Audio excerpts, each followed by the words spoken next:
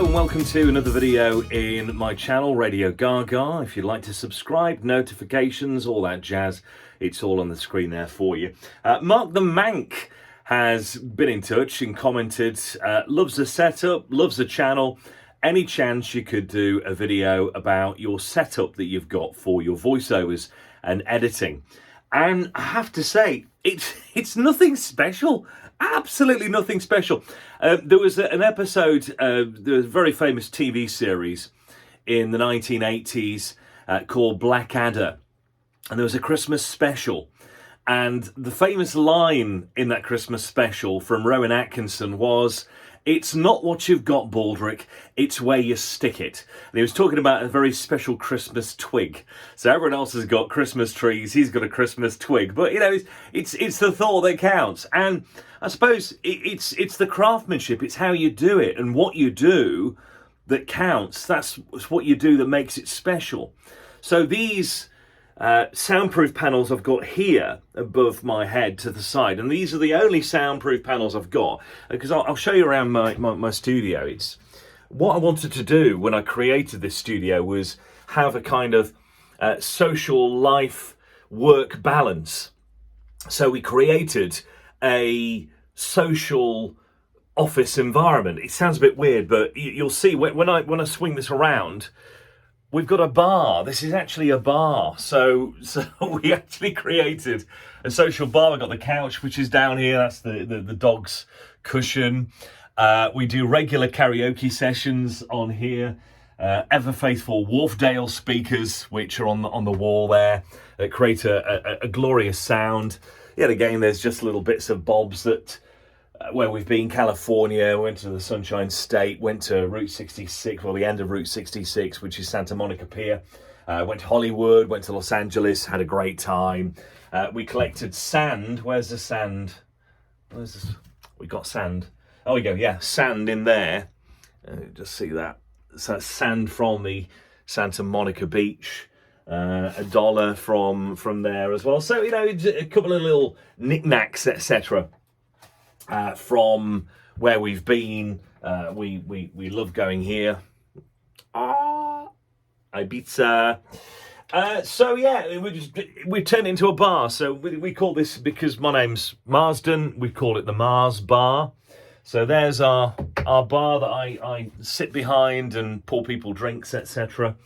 And then this is the end of the studio where I do my voiceovers. And these dead panels, these were liberated from Manchester Sound Studios when they used to be in business.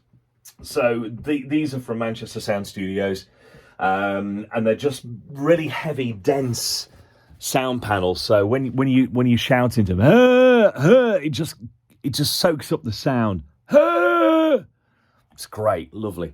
So they do a brilliant job. The Sterling board here, this OSB, what we call it. I think it's OSB, isn't it?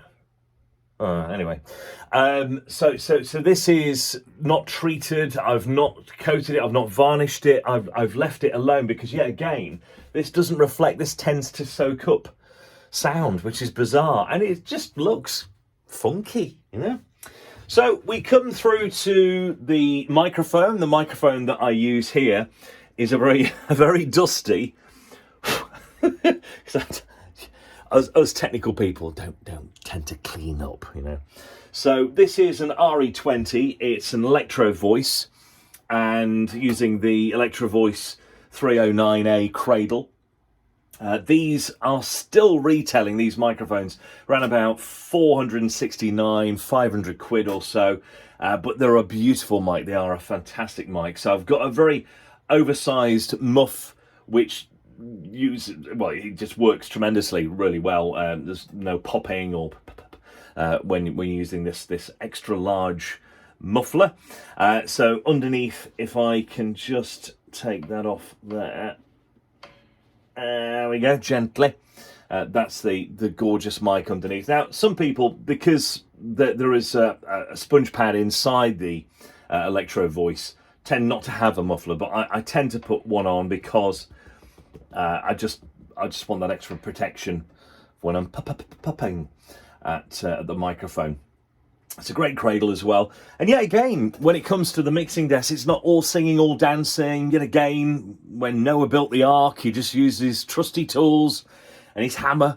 And this is what we've got here on this desk here. It literally is just a Behringer Pro Mixer DX2000 USB. It plugs directly, this microphone directly into here. It's got Phantom 48 at the back, and it just plugs directly USB into the computer. And yet again, nothing special with the editing. Cool Edit Pro. And people are, don't use this or don't use that at all. No, I don't. Because you use things that you're trusted with. That's what you do. You use items that you are used to and comfortable with. It's a comfy sock. So that's why I use Cool Edit Pro. And in my previous videos, if you want to check them out, the voiceovers and editing, I run most of my editing through Adobe 3 because it's got Isotope in it. So it's got a lovely finishing software plugin that I use, and I just finish off my products by giving it a classical master and a broadcast master, and it just finishes off the product and vitalizes the sound.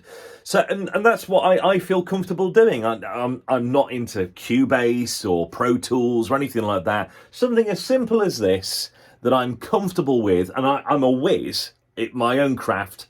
30 years in the making. I've been using editing software. I used to use reel to reel. I used to use, oh blimey, trinograph pens and splicing machines and cart machines and all sorts. So, I'm pretty much old school.